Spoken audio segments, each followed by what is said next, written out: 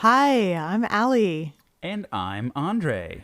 and this is the Love is Blind podcast. Welcome back. We are back, baby! We are back with a vengeance. For those of you who are with us for our season 5 recaps, we had all of these lofty goals of doing other country Love is Blinds and did none of them. Yeah, we're going to do Brazil at a minimum. We were thinking of doing back seasons. We've heard great things about Sweden. Oh my God, we heard great things about Sweden. Also, we see you, Sweden. I think some folks in Sweden listen to our podcast, which is lovely. I know. We should honor you. We should, We should. If you are from Sweden and you like our podcast, drop us a note, send us a comment, and say, hey, I would like you to do Sweden. You can say it in Swedish. I'll use Google Translate. Google Translate it. Even if you feel lukewarm about us, we're here to give some sweet love. You know? Sweet love. Some sweet love. Sweet love. And if you, regardless, we'd love for you to subscribe to our podcast, give us a thumbs up on whatever platform you're listening on, because it does help other folks find it. Review us. Definitely. Yes. That would be lovely. Also, still interested in sponsorship. Just plugging that. It's never going to happen. Yet to hear from Spindrift or LaCroix. We are up for grabs. That's true. That's a callback. We are hydrating. To last season. We are hydrating. We're hydrated with sometimes regular water. Yeah. And that is a shame. It is a shame. Because I wish I could have that sweet, smooth taste Sweet. of a Spindrift pineapple. Indeed. Fizzy water instead of my regular water. But I can't. That smooth, delicious, crisp taste of a Spindrift. Right.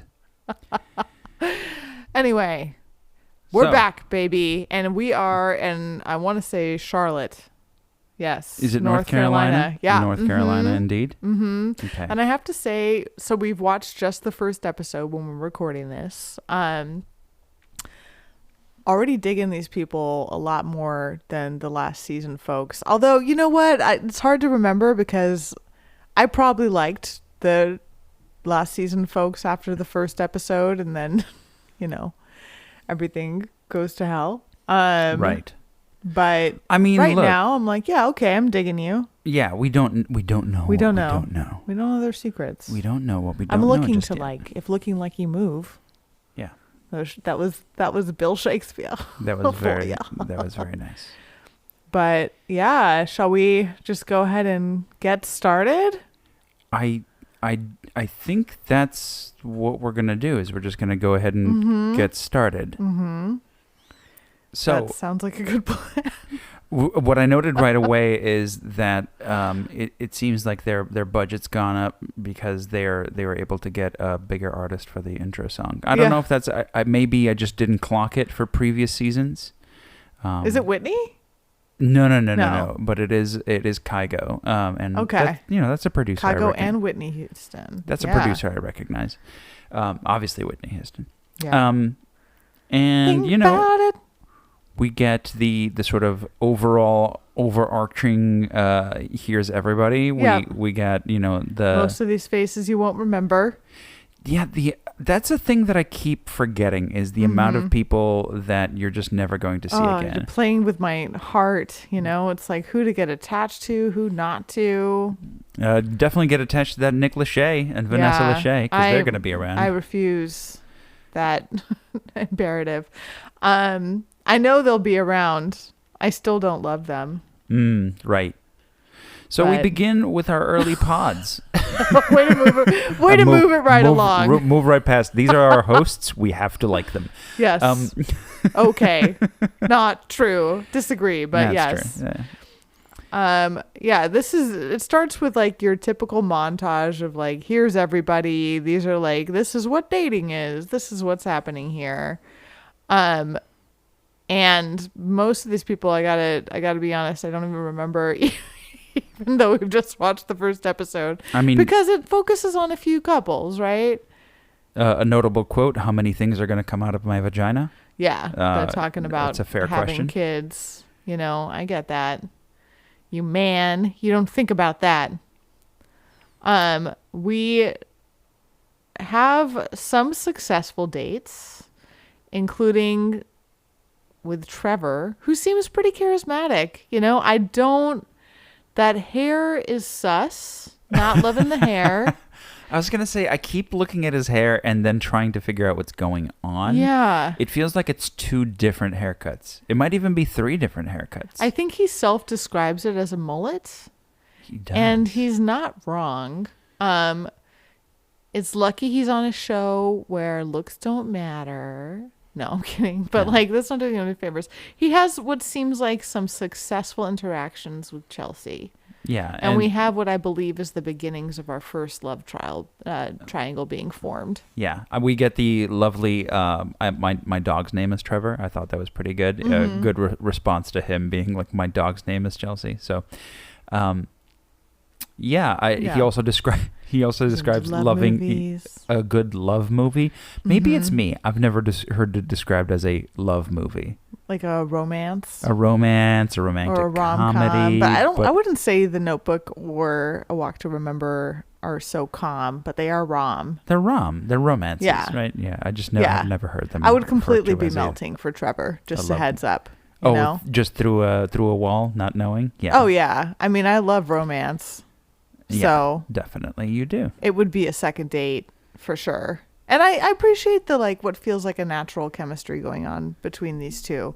Not going to get attached. I don't know what will happen with them. But, Yes. I'm interested. It's like I'm on a first date with all of these couples. Mm-hmm. That's the emotional roller coaster I'm on. Right. So then we're introduced to Chelsea talking to Jimmy. Jimmy is an interesting character. I kind of like him. He's, I think we get this much later, but he's the first person from his family to go to college, which is pretty great. Huge achievement. Yeah, and huge achievement. And I like his goal of going to every stadium, and it seems like Chelsea's into it. Mm-hmm. She likes to travel. She's a flight attendant. Right, right. Working remotely, so that's kind of fun. Mm-hmm. And Jimmy seems to be a character that we might be seeing a bit More of. Oh, I think he factors into the love triangle. He also seems to be just a dude who grew up with some humble beginnings and is a little bit shy, but has a good heart underneath him. Right. And then Jimmy gets tries to do the right thing. Oh, right. Yeah, definitely. He definitely tries. And then he starts talking to Jessica. Jessica, who is Jessica the one who we find out has a 10-year-old daughter? Yeah. Right. We know that because she mentioned it. Even Vanessa got it out from her right away. Right. Had a kid when she was 18. Well, did she have the kid when she was 18? Yeah, she had a kid when she was 18. Yeah. I thought she was married at 18, but... No, I think that's you're the other person. I'm confusing Jessica the other. And Chelsea. Oh my God! I know, spoilers, but you know what? Spoilers. That's what it's like. It's like we're in the pods. Can you tell one person from the other? But yes, there's initial chemistry between Jimmy and Chelsea, and also Jimmy and Jessica, which is the beginnings of our classic Love Is Blind triangle. Yeah. Bum, bum, bum, bum. Now all we need is for them each to end up being with different people so they can all meet in whatever tropical locale they have planned. What are your thoughts about Jessica not revealing the kid right away? I get it. I think she does ultimately wait a little bit long to reveal it. Right. But I have empathy for that, my guess is it's been a big obstacle for her, and it's always a fine line when you're trying to disclose something which a lot of people, I don't know, maybe have judgment about is one thing because she was so young, but also that could be a no for so many people, Right. I think if I kind of loosely put the timeline together, I feel like she reveals it about halfway through pod time, and maybe my own personal sense of judgment is a third into pod time. But you know what, I get it. I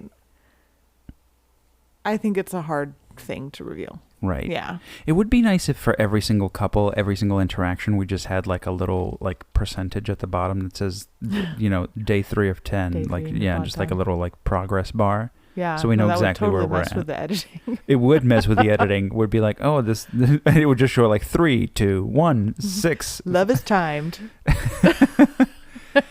Also, But what do you think? I mean, what do you think of the timing? I of also her? think that you waited maybe a little bit long Okay. because like it is a big part of who she is, and I think that part of like I'm not saying that there's a problem with it per se, but I think that she maybe misses the opportunity of engaging with people who would be just psyched to be, like kind of like join a family that's Yeah. already a blended family, Yeah. like would have given her a chance to reveal a part of herself that I think, based on what she's saying, is a big part of herself, right? Mm-hmm. I get the sense that she does not have the highest self-esteem. And I don't know if it's a combination of like, I do, she's carrying big emotion about it, which understandably, Right. it's her kid, right? Big But my guess is it's some combination of people passing judgment on her in the past because she did have a kid when she was fairly young. And also probably a very real and lived experience of being rejected for it, Right. And that she just carries like what seems like a lot of fear. And my guess is also, being a mother that young has really shaped her life, and maybe there's opportunities that she would have taken that she hasn't taken. There's just so many layers to it, and I get the sense that she's just a not that confident person, despite being smoking. Yeah. Also, So I get it. in her talking head, very shiny lip, but also, is it me or does she have very shiny eyes? Her eyes does have seem very- kind of red rimmed. Well, I think she's crying. Is she crying? Yeah, I think she's tearing up. Okay. That's fair. Yeah, she's emotional. She's emotional. My first thought was, because I have been in, not to brag, but I have been in front of a camera in a studio before. Whoa. Hello. But every time I have done so, the lights being pointed at my face have caused me to immediately begin tearing up. It's like that Flight of the Conchords. Like, I'm not crying. I'm just cutting an onion. Yeah. I'm making lasagna. I mean, yeah, exactly. Yeah, I think she's crying. I think she's crying too. But Ooh. let's about face and talk about who is Matthew. arguably the star of this episode, Matthew. Matt. Matthew. I'm going to let you go first. Oh, this introduction to Matthew is wild. Like the way the editing is pretty savage to be like, look at this dick. Look at this jerk. And like, by the time he actually makes a connection, I was so against him that I was like, I don't want you to. Yeah. I don't want you to make a connection. Yeah. There's an energy that I read about him that generally just I dislike, which is the sort of patriarchy. Like, I don't want to hear women talk too much. I'm kind of done with this. I have better things to do. I don't talk about emotions. Yeah. And I see that between the countryside of him and I think he says he works in finance, and the suit. To me, he just reads as somebody that I would not be friends with. And that's just my own take on masculinity. Yeah, I get that, and I think that's a very valid way to feel towards the very emotion prompting Matthew. I have a different take and feel maybe a little bit more compassionate towards him. I suspect that there's some form of neurodiversity happening with our friend Matthew, and that to me explains a lot of what's happening here. Plus the resulting, again, like insecurity about, there's a big question mark for me around Matthew, like as to how aware he is and in control he is of how he comes across. And I think that's why I feel some compassion. Like, if indeed he's like fully aware and trying to make these choices, like even his choice to give one word answers to his therapist, which as a therapist I'm like, oh girl, I feel you. Or guy, it could be a guy therapist, or they them, let's not forget. I having been with the client like that, I'm like, oh no. But I also, I tend to have this just general belief that we as humans would always choose the easier way that invokes less suffering if we fully could. And I think I see it as like this person is blocked from that. Like it's very socially awkward. He's got a lot of trouble. I know that there's the big reveal at the end of this episode, which, we'll see what happens there. That definitely brought up feelings, but even that I could see being born of like being so afraid that no one will choose you, that you just do whatever, and I don't know, this guy like I don't think has the easiest time moving through the world, but who knows, like heavy editing, we've just met these people briefly. I don't know what's up with my opinion. I think your opinion is totally valid. He could just be not an awesome dude. Yeah.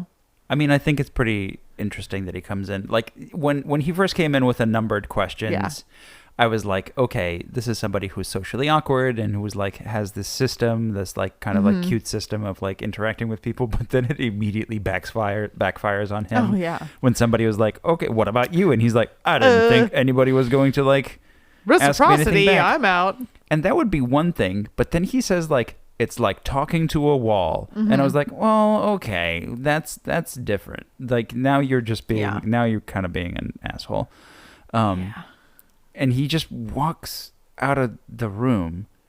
I see that as total panic attack time for him. He's like, I am so way overwhelmed. I got to go. Yeah. Really? Oh man. And it's like not doing him any favors. That's how, anyway, I'm seeing there's layers. Yeah. Time will tell, but I'm seeing a very calm man who's just a little like annoyed by having to answer questions. He wanted to. It's like a Love Is Blind Rorschach. Yeah. Yeah. He wanted to come in and just pick his favorite person and move on. I'm getting like such a different read on him, but this is what makes the Love Is Blind podcast riveting after show content, because of our two different opinions. Right. Yes. I mean, he talks to Sarah Ann, and there's of course editing, which makes it seem like she's been talking for a very long time because there are cuts in him like sitting there, which, for all we know, 3 seconds might have passed between those cuts. We don't know. Editing, folks. We don't necessarily know. We just know that they're trying to tell a story. Yeah. And it seems to be the story that kind of blends. He's kind of a dick and just kind of like gives people very little time, but also that people are, like in the case of Sarah Ann, they're like, oh, she's long-winded or whatever. But she seems to be pretty happy that he left. Yeah, everyone's like, that's cool with me. Until he does find a connection with AD. Right? Well, before he gets a connection with AD, he gets a connection with somebody else. I'm blanking on... unnamed brunette. I am blanking on her name because... Amber. Okay. Is it Amber? Yeah. Okay, yeah. Yeah. The competition for AD, as we find out later. Yes. That's revealed. So there's not much that gets shown between the two of them, I think, because the producers are revealing it, because we immediately switch over to AD, which I love AD. Yeah. Yeah. I think she seems like a genuinely kind person who, like, has this appreciation of his quirk, right? Like, the first date is not like hell yes for this guy. The first date is like, I'm not going to dismiss you because, like, okay, let me see what else is up here, right? So She just strikes me as a kind and patient person, and I like her. Mm-hmm. Yeah. Right. Yeah. Yeah. There's certainly some nervousness from, he mentioned that he's from a town of 600. Mm-hmm. But he seems to be pretty into AD pretty quickly, Mm-hmm. right? Mm-hmm. He's very quickly, like, he takes off his jacket and he's like, I'm ready to talk. Finance guy no more. Yeah. And again, when it comes to editing, this might have been the first meeting he had, and therefore every other person he saw that we saw first, maybe they were like, well, okay, I have a stronger connection Right. already with somebody, so I'm moving on. Yeah, could be. Man, Could be. Clever. these Andrei. are the things that we don't know. The things that keep us up at night. Yeah, right. Yeah, but so, we see their romance progress over the course of this first episode. And AD, though, AD seems into has another love connection. Right. And then the next scene is going to be AD and Clay. Mm-hmm. Oh, Clay. Who's coming out with his swagger. And kind of seems to, I thought that this was a little bit cheating. At one point, he's just like, I don't know how to like interact with women when they can't see how attractive I am. He says like when they can't see what I look like. Yeah. He seems like a shake. A shake? Yeah, from, I want to say season 2, where he's like overcompensated for, I think also because he ends up asking about physical appearance, but Shake had that whole bravado, and then Deep D saw underneath it, and he really connected with her in that way. He's just so defended about like needing to appear like that guy that's why he's like, I'm smooth. And then she, AD, because she is, I think, kind of patient, like starts to see the underneath, and he's like, okay, I kind of want to meet you there, but also I'm still kind of like Shake, so like looks do matter, Right. He doesn't have his own internal self-confidence that he would be able to tolerate being seen with somebody who's not conventionally attractive. And he puts it as he needs to be attracted. And that's fair. But I also think there's another layer to it. Anyway, that's right. Yeah, I know we got a lot of episodes to get through. I do want to say we got jobs. Yeah, I do want to say that at the end of their first day, this was the first time I kind of got this vibe that I hadn't necessarily thought about in past seasons, which is that like it must be pretty fun to just like if your goal like is to like be dating and that you just get set up and you just get to spend a long time just talking to a person, it must be kind of fun. Well, as long as you don't have like crippling anxiety of some kind. But even then, like you're in a pod, you're alone. Maybe it probably helps. It feels good. This is why we wanted to do our Love is Blind retreats. Right. Also available for sponsorship. Sponsor an idea. Sponsor an idea. Yeah, so there's the debrief. I'm thinking, let's talk about the couples just because we got so many episodes to get through. There's more connections being made. We have Amy, who reveals like her background and how she always felt out of place, and that really connects. And what is the? I'm trying to remember. Was he Johnny? Johnny, yeah. Right. I like Johnny a lot. I think he's cool. He seems nice. They connect about wanting to travel, going to Japan. And like he kind of reveals his family background of kind of being a big family in a small space. I thought it was really cute that his sister would, play music for everybody. That was kind of like a nice little picture into the life. And then we get her history of like, kind of like, did she say she was born in Puerto Rico? I think so. But her mom is Spanish. and how she always wanted a little brother, and we find out more about him as we kind of go along, and that's on the spectrum, right? Yeah, and that he's somebody that she really wants to be able to be there to take care of. And yeah, they seem to be. I think that they're a pretty awesome match. I'm rooting for them. You know, it's certainly happened before that I've rooted for a couple, and then it's turned out like that was a terrible idea to have been rooting for. But I think that I'm getting good vibes. Yeah.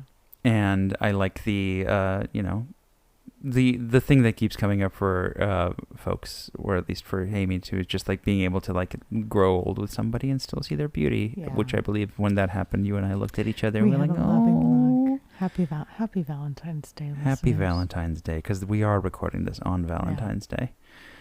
No, it was sweet. It was a really. You guys weren't there, but it was a really sweet, meaningful look. But yes, I agree that I think they seem like a good match, and so far not a lot of drama.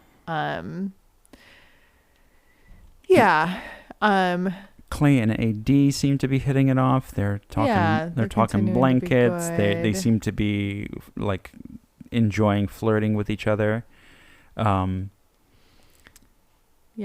And next we return to Matt. I think those are the main couples of this episode, right? Oh, yeah. I think we got Matthew and AD, and then we got Jimmy and Chelsea and Jessica, I think, and then Chelsea also has 2 suitors with Jimmy and Trevor. Then we have Amy and Johnny. I think that's kind of who we got for this episode. Yeah, we can do a little bit of a summary. There's still some kind of interesting moments that are still gonna happen. I mean, we do see, people kind of confronting, I think, Jessica about not mentioning her daughter yet. Right. The daughter and the marriage. And the way he responds, I keep confusing him. This is Jimmy and Johnny. I keep confusing Jimmy and Johnny. The way Jimmy responds to it is a little weird. Ultimately, the fact that he's like, it's not a deal breaker, but he later kind of reveals it as like, oh, this is actually like a big bomb that was dropped on me today. And he certainly seems to be like a little bit thrown by it. And maybe it's to your point that maybe this is a little bit later in their dating pool situation. Yeah. So we don't necessarily get a vibe. And then he immediately then jumps into his conversation with Chelsea. Well, to his credit, let's not forget about the amount of alcohol that they're being pumped. That's true. On the show. The golden goblets. Those golden gobs. He's probably a little tipsy, and that's a big one, right? That's not just that transforms. Hey, I'm kind of getting to know this person and flirting with like, oh, there's a whole lifestyle and other life I have to take into account. I can understand him needing a minute, right?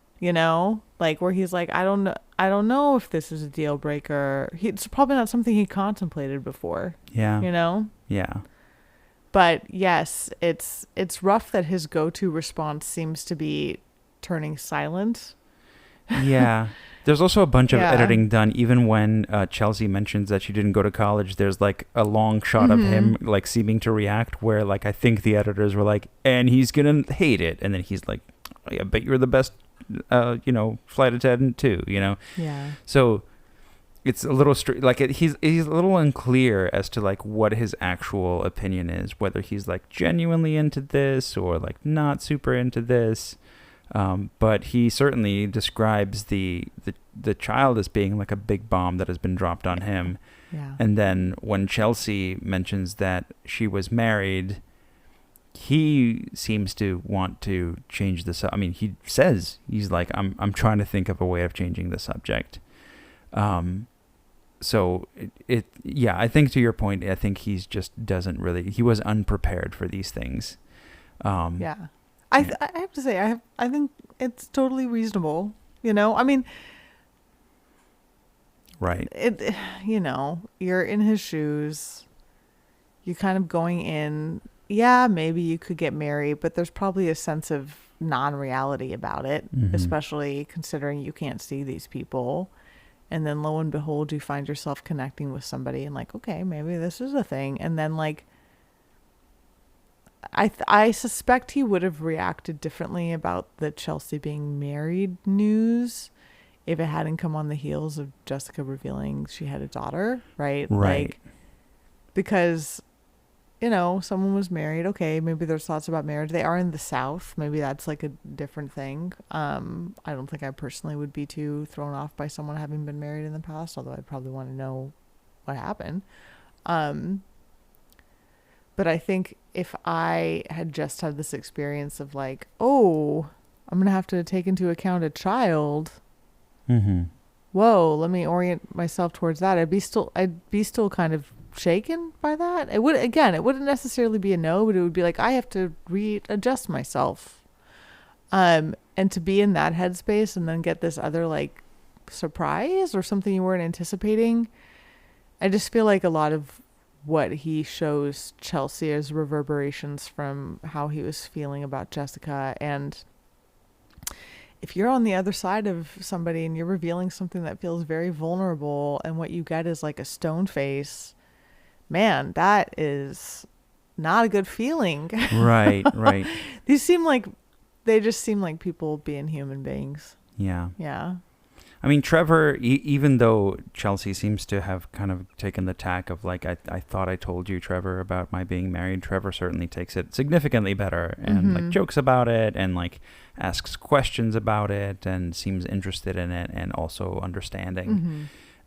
So yeah, when it comes to Trevor, I think he, obviously, like you're saying, he didn't have the right. potentially other conversation that happened right before, Jimmy's, but it's I like his reaction better, and I like the chemistry between Chelsea and Trevor a little bit better. My suspicion is Jimmy, if he hadn't received that news before, would have still taken a moment and not been as receptive as Trevor was, but not nearly as extreme as he was. Right. We return to Amy and Johnny, who seem to be getting along fairly well. And I think that, I'm seeing them as a couple that's going to be making it out of here, maybe episode 2. He does his Bad Blues song, which I thought was pretty funny. Super cute. Yeah, I think they're a fun couple to follow. They remind me of like the Taylor and JD when they were in the pods and connecting. I hope they have better chemistry than they did outside the pods, but like where they're just doing their own thing and not really like part of the dramas of other folks. Then we come to a couple people which I honestly don't really remember. There's Sonny and Ben. There's Nolan and Sarah Ann. Yeah. Nolan, who describes his chest hair as taco meat. Which how do you feel about that? I mean, as somebody, as a chest hair fan. And specifically your chest hair. I'm not generally a fan. Not generally a fan of referring to it as taco meat. Yeah, not a taco meat fan. Yeah. AD shares the impression that like things in the women's lounge, women's quarters are different, right? It's like it's not just purely so like, hey girls, hey ladies, there's also this vibe, which I totally get. I think I like AD so much because she seems very empathetic and intuitive, Yeah. I mean, the AD Amber sort of thing where they're like talking and like they're skirting around who they're talking to, and neither of them is fully admitting who they're talking to is pretty interesting. And Amber overall seems much more willing to, like, because later on she just kind of spills the beans and it's like, Yeah. it's this guy, and AD does not seem to say that. She's just pulling a Lydia moment where Right. she's just like silent, like, oh, let me take in this information. What is happening right now? I get it. Yeah. Yeah. She's holding her cards close to her. What is it? Vest? Chest? I always get those. Chest and vest. Yeah. Vest chest. Well, the vest is on the chest. The vest is on the chest. Vest is on the chest. Vest is on the chest. Wow. And then we get a little bit of AD and Clay again, probably just to kind of show us the fact that, like, you know, the contrast of AD seems to certainly be getting along with Matt better than with Clay. I mean, not to say that they don't get along, but she seemed a little bit more reserved, a little bit more like just like... Yeah. Well, I think this is where he says, what do you look like? Right. Yeah. Yeah. Yeah. What do you think of that? I mean, it seems to be kind of going against like the blind aspect. I think to him, looks are a lot more important than anything, because he mentions it a couple of times. Like, he mentions his own looks and then he mentions their looks. So it's, I think that to him, love is not blind. Yeah. Right. I think he's just like, I mean, he's saying like, I don't want to come across as shallow, in saying, I mean, pretty much everything that he's saying, I'm like, that's pretty shallow. Like, what you're saying is kind of shallow. Yeah. Like, especially given the very context of this show, right? Yeah. Anyway. Yeah, it's off-putting, and she's put off. Yeah. Yeah. I mean, I think I said what I want to say before about like the Shake vibes, but yeah. And then when we come back to Matt and AD, I mean, Matt is like, they're in day 5 at this point, and he's like, I'm ready to propose. I'll take you somewhere else to propose, which I also wondered, is that an option? Can they go like, we're going to leave and like, I think so. hang out? I think you can leave early.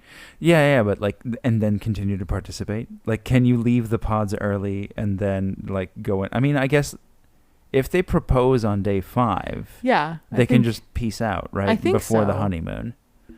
I think that is an available option. I guess I've never really thought about when people are. I've always assumed that people are proposing on day 10, but maybe that's not true. Again, the editing. Yeah. Yeah. We need that timeline, you know. Matt, I think, just seems like he's so stoked to connect to anybody that I think he's taken a lot of shots, you know? Yeah. I did like when she asked him what his favorite music it was, and he was like, oh, is this it for us? And then doesn't give the answer, which I'm 100% sure was going to be country, and instead is like, well, I like rock. Like, okay. But yeah, they seem cute together. I mean, man, I wish I hadn't gotten such a bad vibe from Matt, because otherwise I would be like, they seem real cute. Well, but maybe you were right, because then there's a reveal at the end. Right. Yeah. I mean, he does also mention the, like, I would have liked to ask your dad for permission. Doesn't ask about, is your mom around, so I can ask her permission, because he doesn't care. Well, again, though, that to me feels like the neurodiversity, like that there's rules to do he was things. following a script. Yeah, you know. Right. But I also wonder, you know, I'm like an AD, so I'm just wanting to like her purely. But if I'm being truly objective, if the editing is accurate to the timeline, she really warms to Matt after being so put off by Clay. So maybe her warming to Matt is not entirely authentic. I didn't pay attention to what dress she was wearing when she was talking to Clay. That would have been a clue. Oh man. And then the sort of like final scene is like she comes back and Amber is like, he said all of the exact same things that he said to you, but AD is just kind of like, I'm not saying anything. I'm not responding to this. I'm just going to seethe quietly. I'm just clearly not okay right next to you. But also, like, he went as far as, like, the asking my dad, like, it, like, genuinely, when I first saw this conversation, I was like, did Amber just somehow listen in on their conversation? Yeah. Because, like, just because we haven't seen it, right? We haven't seen Matt and Amber. Right. We didn't see that conversation. So I'm like, how? Okay, editing. You've left this out and let Amber reveal it to us instead of seeing it ourselves. Oh. And that's kind of a bummer. I feel like we're gonna get flashbacks. Oh yeah, we may as these progress of him saying the same thing. Yeah, and I feel like we're gonna see it, but they got to keep us hooked. I will say, I think this might be the first season where the first episode does not end in an engagement. Is that so? Which is interesting to me. Yeah. Interesting. I don't for sure know that. One of our fans, maybe one of our Swedish fans. Yeah. I mean, this is a particularly... We're also big in the Netherlands. Yeah. And it's a particularly long episode, too. It's an hour, 11 minutes compared to most of the other ones, which clock in at just a little over or even under. Mm-hmm. But yeah, that was an episode, folks. Yeah, it was an emotional roller coaster to end on. Right. And we will see how that plot line continues in episode 2. Which we're going to try to put out as soon as possible. We're this is Valentine's Day. Yes, so one thing to keep in mind for all of you who may be wishing that we're releasing all of the episodes is that it's also Valentine's Day. Yes. And Allie and I... We're Valentines. Are Valentines, and we love each other. We do. So we're gonna release it soon. We'll release. In the meantime, follow, subscribe, and, if you're really looking for season 6 takes, just listen to this episode again. Right, review us. Yeah. Positive. Again, I think we determined last season we're only here for 5-star reviews. So. And, you can also follow us on Love is Blind Podcast on Instagram. There's also the Love is Blind Podcast Facebook group.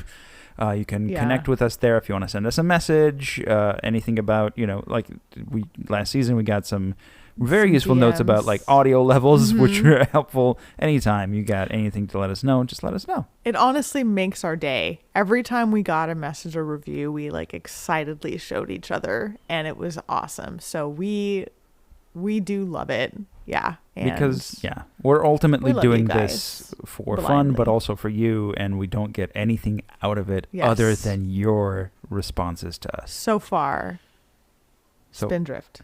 It's okay. All right, folks. We'll see you next time. Manifest. Spindrift.